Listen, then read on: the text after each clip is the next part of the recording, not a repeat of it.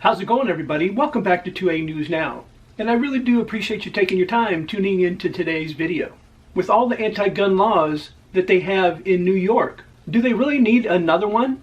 A New York City council member wants to post graphic warning signs in gun stores. There are 5 boroughs that make up New York City, and they have only a handful of gun shops. And a New York City council member wants signs posted in those gun shops just because people want to exercise their Second Amendment rights. Councilmember Erik Bottcher posted on X yesterday, "Tomorrow we're doing something that's never been done, but will hopefully one day be done everywhere. Introducing legislation requiring gun stores to display graphic imagery in addition to warning signage that conveys the health dangers of firearm ownership." And this is what the media advisory said. In an unprecedented move to help prevent gun injuries and deaths, New York City Council member Erik Bottcher, joined by colleagues and activists, including March for Our Lives co-founder Cameron Kasky, will unveil legislation requiring graphic images to be displayed on signage in gun stores that convey the dangers of firearms in the home, with accompanying warning language, inspired by graphic images on cigarette packaging in other countries that convey the dangers of smoking. This initiative is the first of its kind in the United States. And then it shows this warning sign saying, "A firearm in the home significantly increases the risk of suicide, homicide, death during domestic disputes, and unintentional deaths to children, household members, and others." But it doesn't mention that also having a handgun in your home can also cause the death of whoever breaks into your home, with all the hoops that you have to jump through to get a firearm in New York City.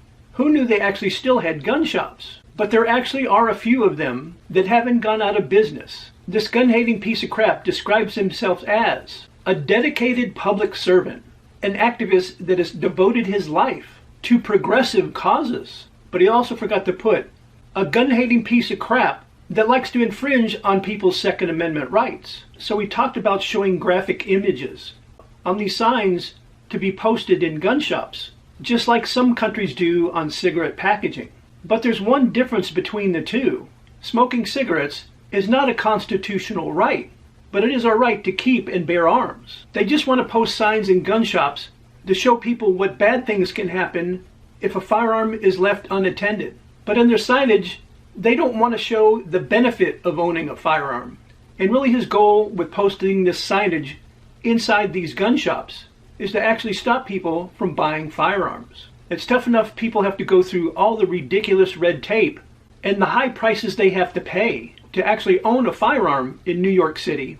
But now with posting these graphic images in the gun shops, they're also playing with your emotions. And the picture showed on the one poster that shows a child reaching into a drawer where a pistol is located is actually against the law in New York. The law requires gun owners to store their firearms in a safe or using a locking device when they're not under the owner's immediate control. And even if you don't have anyone else living with you, you live by yourself, that is still the law. The New York City Council that this guy Bottcher is a part of is comprised of mostly Democrat gun-hating pieces of crap. And most likely this has a chance of passing. But of course, if it does pass, there will definitely be a lot of lawsuits filed. And if these graphic images and other posters are allowed to be put into the gun shops, will it save lives? Will it stop any crimes? Hell no, it won't. Not at all. There are more than enough gun laws in New York State and New York City. And then rather than putting up these stupid posters in gun shops, let's start going after those criminals that break these gun laws. Like the ones that pull the trigger. Like the ones who got the firearm illegally. Go after the criminals, not the tool that they use. If this is all they can come up with, then they have too much time on their frickin' hands. As always, I would really like to hear your thoughts about today's video in the comments section down below.